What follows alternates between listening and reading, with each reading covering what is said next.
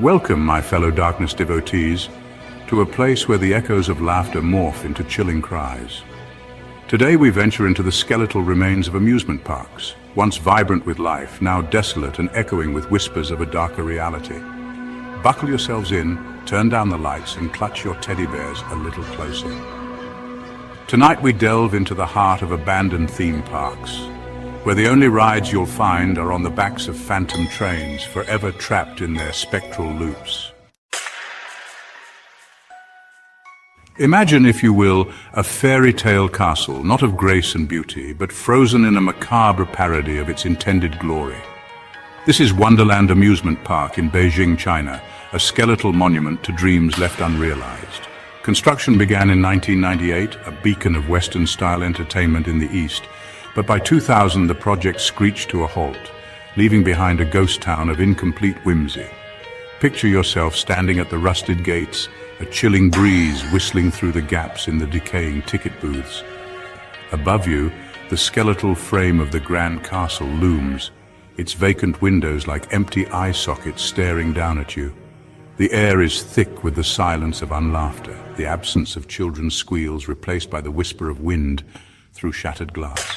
Venture further, if you dare, past the tilting moss-covered turrets, deeper into the heart of this concrete neverland. Imagine the Ferris wheel, a skeletal silhouette against the bruised sky, its rusted carriages swaying rhythmically in the wind, as if beckoning you for a ride. Would you dare accept the invitation? Now let your mind wander to the carousel. Its once brightly painted horses now faded and peeling, their eternally frozen smiles taking on a sinister aspect.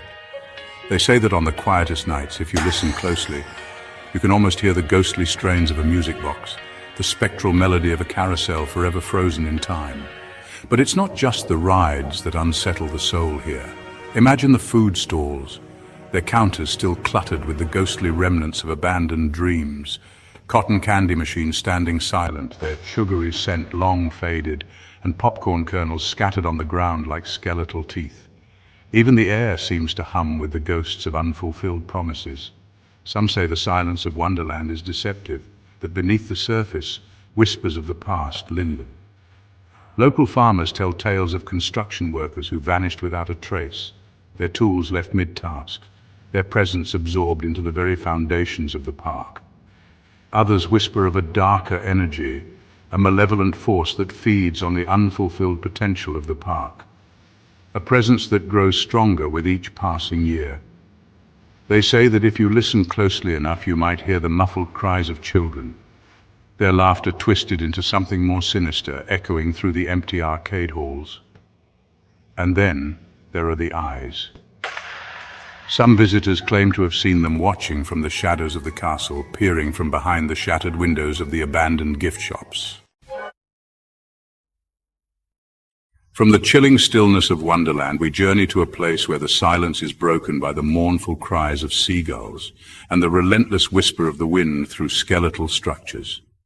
This is Six Flags New Orleans, a once vibrant celebration of thrills and laughter, now a haunting testament to nature's unforgiving power. In 2005, Hurricane Katrina ripped through this haven of amusement, leaving in its wake a trail of destruction and despair. The park, once a symphony of joyful screams and the aroma of popcorn and cotton candy, was silenced, swallowed by floodwaters that refused to recede. Imagine standing at the edge of what was once the main plaza, the pavement beneath your feet cracked and overgrown with weeds, the air heavy with the smell of mildew and decay. Above you, the rusted tracks of the roller coasters twist and turn like the skeletal spines of prehistoric beasts, their shadows stretching long and gnarled across the debris-strewn ground. Look closer, and you'll see the remnants of a life abruptly halted. A lone shoe, discarded in haste, lies half buried in the mud. A tattered Mickey Mouse ear hat rests on a broken bench, a silent reminder of the joy that once filled this place. And everywhere the watermarks, etched high on the walls, serve as a constant reminder of the catastrophe that unfolded here. Venture deeper into the park if you dare, and let your imagination paint a picture of the horrors that unfolded during those dark days. Imagine families trapped on Ferris wheels, the water rising steadily around them, their laughter turning to screams as the storm raged on. Picture the park employees, their once cheerful uniforms now soaked and heavy, desperately trying to guide terrified guests to safety. They say that many didn't make it out alive, that their souls are now forever intertwined with the park's rusted metal and shattered dreams. Visitors have reported hearing phantom screams echoing through the empty queue lines, the desperate cries of those lost to the storm's fury. And then there are the stories of the park's former mascot, a giant costumed figure meant to bring joy to children. They say that in the aftermath of the storm, the mascot's costume was found floating in the murky floodwaters, but the person inside was never found. Now, some claim to see the mascot wandering the deserted pathways at night, its once cheerful grin twisted into a grotesque mockery of happiness. But perhaps the most unsettling aspect of Six Flags New Orleans is the sense of suspended animation that pervades the park. Our final destination takes us to the mountainous terrain of South Korea, to a place shrouded in tragedy and whispered to be cursed.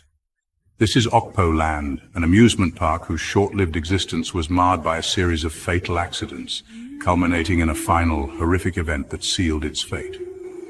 Unlike the grand scale of Wonderland or the storm-ravaged remains of Six Flags New Orleans, Okpo Land is unsettling in its intimacy, its small size amplifying the sense of concentrated sorrow that permeates the air.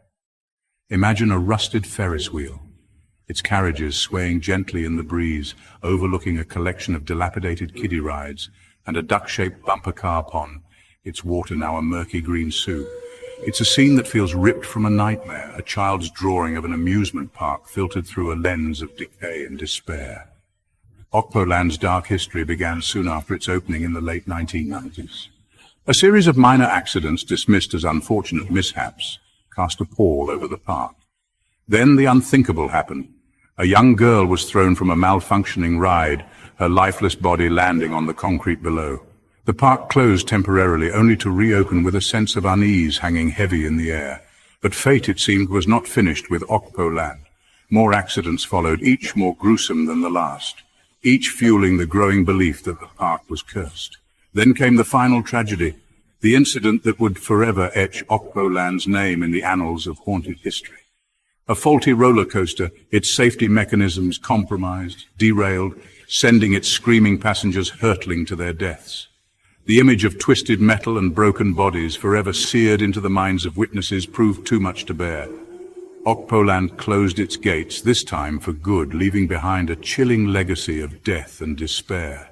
Today, Okpo Land stands frozen in time, a macabre monument to those who lost their lives within its gates. The rides, some still stained with the victims' blood, stand silent and accusing. The air is thick with a palpable sense of dread, a feeling that something wicked still lingers among the rusted swings and shattered bumper cars. Locals tell tales of ghostly apparitions wandering the park at night, their mournful cries echoing through the empty arcade halls. Some claim to have seen the spectral image of the young girl who was the park's first victim, her eyes wide with terror, her small hand outstretched as if seeking help. Others whisper of a malevolent entity, its power amplified by the bloodshed that soaked the ground, a presence that feeds on the fear of those who dare to enter its domain. As we emerge from the shadows of these abandoned amusement parks, the echoes of phantom laughter and mournful cries still ringing in our ears, we are left with a chilling sense of unease. These forgotten places, once havens of joy and escape, now stand as stark reminders of the ephemeral nature of happiness and the persistent grip of the unknown. For in the absence of human life, our imaginations are free to roam, to conjure up stories and images that both terrify and captivate. Until next time, keep your eyes peeled for the unusual, your ears open for the whispers of the past, and remember, sometimes the most terrifying monsters are the ones we create in our own minds.